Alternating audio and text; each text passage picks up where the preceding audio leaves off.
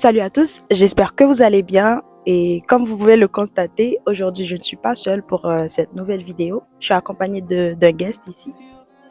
Donc, bienvenue sur ma chaîne.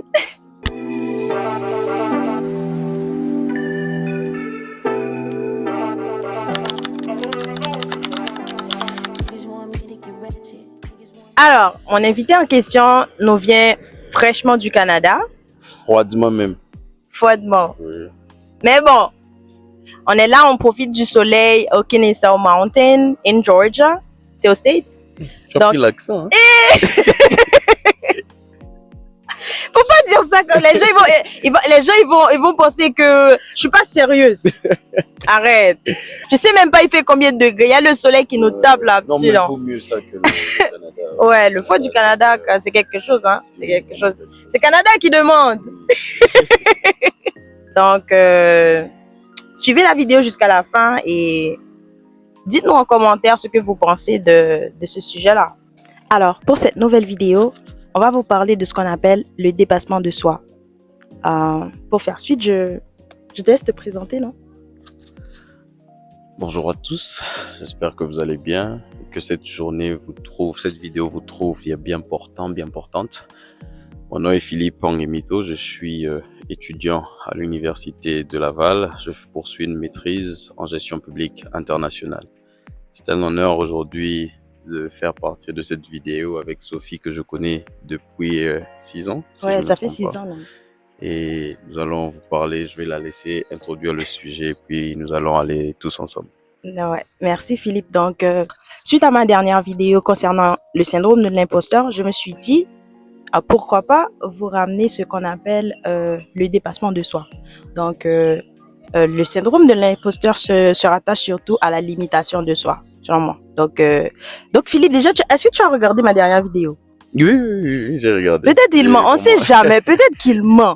Peut-être qu'il ment. J'ai vraiment bien aimé la vidéo. Donc, alors, concernant le syndrome de l'imposteur, déjà, Philippe, qu'est-ce que tu as pu retenir par rapport à ce sujet-là que j'avais partagé avec vous? Ah, par rapport à la vidéo? Ouais, concernant le syndrome de l'imposteur. Ce que j'ai pu retenir d'abord, premièrement, c'est que je me suis senti visé. Pourquoi? Parce que j'ai souvent eu ce syndrome. Dans la plupart des endroits ou des situations dans lesquelles je me trouvais, j'avais toujours une raison que je sortais, que je disais pour pouvoir justifier ce qui m'arrivait. Ouais. Et en écoutant ta vidéo, ça a beaucoup plus résonné en moi, in petto. Et après, ça m'a poussé à toujours savoir que je l'ai, mais qu'il faut que je puisse prendre des actions concrètes pour pouvoir le surpasser. Oui, alors, le surpasser. Ouais. Et d'où puis le dépassement de soi. Ah, okay. J'aime ça. Très bonne introduction. Ouais. Le dépassement de soi. Alors, comment toi, tu conçois le dépassement de soi par rapport à ce que tu as eu à faire ou vivre pour te surpasser? Je dirais bien. En fait, pour moi, le dépassement de soi, c'est vraiment très simple. C'est dans presque tous les domaines de la vie, donc ça peut s'appliquer à tout le monde. C'est arriver à un état où on ne pensait même pas qu'on pouvait arriver. C'était un peu comme des chimères, on rêve, on se dit c'est possible. Et on a souvent tendance à donner ça aux autres, à se dire eux ils l'ont fait, moi c'est un peu compliqué. Le jour où on le fait, nous-mêmes on se rend compte que moi aussi je l'ai fait. Et je me pensais même pas capable de le faire et aujourd'hui je suis là, je l'ai fait aussi. Donc pour moi c'est ça, ce dépassement de soi. Pour moi c'est sortir de sa zone de confort. Et moi j'ai fait mention de ce qu'on appelle sortir de sa zone de confort parce que moi auparavant j'ai eu à quitter mon pays d'origine. Pour ceux-là qui ne savaient pas, je suis haïtienne et Philippe lui il vient du Congo. Donc Congo Kinshasa. Congo Kinshasa. Donc j'ai quitté mon pays pour aller poursuivre mes études à l'étranger. Auparavant, c'est les parents qui faisaient tout. Les parents ils me surprotégeaient, etc. Quand je me suis retrouvée au Maroc, je faisais les études au Maroc. Quand je me suis retrouvée au Maroc, il fallait que je fasse tout moi-même. Donc, Philippe, tu m'as connue depuis 6 ans. Est-ce que dans ta tête, tu te dis, ah, Sophie, elle s'est surpassée, ou du moins, est-ce que c'est cette Sophie-là que tu as connue au Maroc que tu rencontres aujourd'hui, ou bien, qu'est-ce que toi, comment tu me vois? En tout cas, je suis vraiment Étonné, vraiment étonné, parce que la Sophie que j'ai connue au Faut pas Maroc... parler mal de moi là-bas, non. Non, je ne parlerai pas mal de Ok. toi. On va garder tout ça dans les Ouais. casiers, on va parler de ça plus tard. Oui, en tout cas, j'ai été vraiment étonné de beaucoup de choses. Déjà, la Sophie que j'ai rencontrée au Maroc, oui, elle était vraiment indépendante, mais elle était toujours avec les autres. Tu vois, dans le sens où, oui, elle est venue, elle était seule au Maroc, mais Mhm. elle était avec ses colocs, donc elle faisait beaucoup plus des activités avec d'autres personnes. Ouais. Et je la trouvais rarement seule. La Sophie que j'ai rencontrée au Maroc et la Sophie que j'ai ici, en fait, pour moi, c'est même pas deux personnes différentes, c'est juste une personne qui juste continue. Donc, c'est vraiment step by step. Elle est en train d'évoluer et de voir la grande femme qu'elle est maintenant. Merci. Ça me fait plaisir. Donc, oui, je vois qu'elle est sortie de sa zone de confort. Déjà, petite anecdote, elle vous a amené très loin en vous parlant de ce qui s'est passé quand elle était petite, mais la petite anecdote, elle est là, présentement. Mhm. Si vous regardez ces 2 dernières vidéos, elle les fait seule et dans un endroit où elle est seule. Parce qu'aujourd'hui, on a décidé de sortir de sa zone de confort. Là, on est en train de le faire en plein air. C'est Ouais. juste parce qu'on peut pas tourner la caméra, mais il y a des gens tout autour. Ouais. Elle stressait même dans la voiture. Il y allait avoir des gens, tout ça. J'ai dit, c'est là justement que tu apprends. Ouais. Et après, plus tu le fais, plus tu deviens inconfortable. Donc, juste pour ça, Mhm. c'est vraiment tout à son honneur et je la félicite. Merci Philippe, franchement merci. Alors, ma question pour toi Philippe est la suivante. Qu'est-ce que toi tu as eu à faire pour constater que actuellement il y a un dépassement de soi qui est en train de se réaliser dans ma vie? Je pourrais parler du plus... Non, je voulais parler du plus récent, mais je vais un peu plus remonter. Je pense que c'est quand je suis arrivé au Canada. Moi, c'est vraiment la chose, je sais pas, c'est simple pour certaines personnes et difficile pour d'autres. C'était la natation. Et Donc tu sais nager? oui, maintenant Moi je sais nager. je ne sais pas nager. Oui, effectivement, je sais nager. Je sais nager Ah ouais, actuellement. tu sais nager, ouais, t'es fier. Oui, je suis fier Moi, j'ai parce pas que... honte. Je sais pas nager, moi, j'ai pas honte. Je sais qu'il y a mes frères qui vont me regarder, ils vont me juger. Jugez-moi! Oui, je sais, j'ai appris à nager. Et ça a été vraiment très compliqué. Très compliqué, pas parce que c'est difficile, mais très compliqué parce que...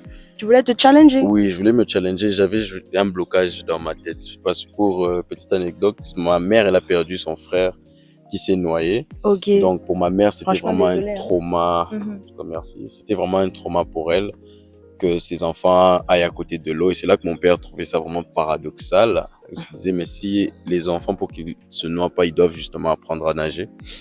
Mais ma maman, elle voulait pas écouter ça. C'est juste en venant ici au Canada que j'ai essayé de me challenger, de me dire, bon, pourquoi pas, je vais aller apprendre à nager. C'est vrai que chez nous, en Afrique, là-bas, pour nager, c'était compliqué parce qu'il fallait prendre des cours, il fallait payer. Ouais, Et quand je suis arrivé à l'université, j'ai vu la natation, j'ai ouais. vu la piscine. C'est Je ça suis aussi, allé, les je me pays suis riches, posé, hein. je leur ai posé la question. On m'a dit que c'est gratuit pour les étudiants. J'ai dit, oh là, vous allez me voir tous les jours ici. Et c'était ça. Mais c'était compliqué. Pourquoi? Parce que quand j'arrivais, Mhm. moi, je nageais dans la petite profondeur, donc là où mes pieds pouvaient toucher le sol. Ok. Et je me retrouvais souvent là-bas avec des personnes âgées. Donc les jeunes n'étaient pas là-bas. Et quand j'arrivais, je voyais les jeunes, ils étaient tous de l'autre côté ou Ouais. en eau profonde. Et moi, j'étais juste avec les personnes âgées. Et je pense que c'est même ces personnes âgées qui m'ont le plus aidé, qui me donnaient des conseils. C'est grâce à eux que chaque jour, j'y allais et puis je Tu as pu te surpasser, me d'accord. surpassais. Mais c'était compliqué parce que dans ma tête, ça m'énervait. Comment est-ce que j'en arrive pas? Pourquoi seulement les autres? Comment ces personnes âgées arrivent à le faire, mais moi, je n'arrive pas. Donc, mais plus, et c'est ça que j'aimerais vraiment apporter. Et c'était même une personne âgée qui m'a dit ça. Ce qui fait que nous n'arrivons pas à atteindre nos objectifs, des fois, c'est parce que nous passons pas le plus de temps par rapport à ce qu'on veut apprendre. Et c'est là que j'ai remarqué que j'ai Comment allé ça? J'ai pas compris, attends. dans le sens où tu veux apprendre à nager, mais tu Mhm. pars à la piscine juste une fois la semaine. Donc, Ok. tu n'es pas habitué à aller plusieurs fois. Donc, c'est ça Mhm. qui fait que ça devient compliqué. Et c'est Ok, même je vois. ce qu'on disait la plupart, on dit quoi, les choses, c'est Sénèque qui le dit, les choses ne sont pas difficiles parce qu'on ne les fait pas. C'est parce qu'on ne les fait pas que les choses sont difficiles. Waouh, Donc, waouh. plus, C'est. donc, plus vous passez du temps Mhm. devant la compétence que vous voulez apprendre, vous allez vous-même vous rendre compte qu'au final, au bout des comptes, vous allez beaucoup plus vous approcher de l'objectif et ça va créer un petit déclic en vous et vous allez pouvoir continuer juste atteindre le bout. Prenez note, hein. Prenez note. Donc, Philippe, je te laisse conclure, non? Vas-y. Oui. Je vais conclure en disant, je vais quand même être cru. Je vais vous dire juste une chose. Dans 100 ans, dans 110 ans, vous serez peut-être mort. Certainement même. Donc, vous avez juste Comment ça, cette vie. certainement? Oui. Moi, j'ai la vie éternelle. Ah, si tu as la vie éternelle, Et- je vous la souhaite aussi. Mais, donnez-vous à fond.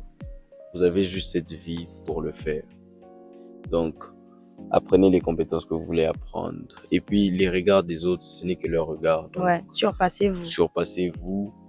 Même des fois, les regards, ça peut être même les gens de votre famille. Ouais, Des fois, c'est votre même entourage qui essaie de vous tirer vers le bas. pour vous intimider et Faites-vous tout. confiance. Ouais. Donnez-vous à fond. Essayez toujours de faire beaucoup plus. Attendez beaucoup plus de vous-même que des autres. Ouais. Et ça va le faire. Et habituez-vous à l'inconfort. Plus vous vous habituez à l'inconfort, vous devenez confortable dans l'inconfort. Et c'est ça Le qu'il faut viser. poète. Le Non. poète. Pas encore. Pas encore. Inch'Allah bientôt. Et moi, je dis Inch'Allah. Inch'Allah. Oh ouais. Mais bon, merci d'avoir regardé la vidéo jusqu'à la fin. Et on se dit à bientôt pour une nouvelle vidéo.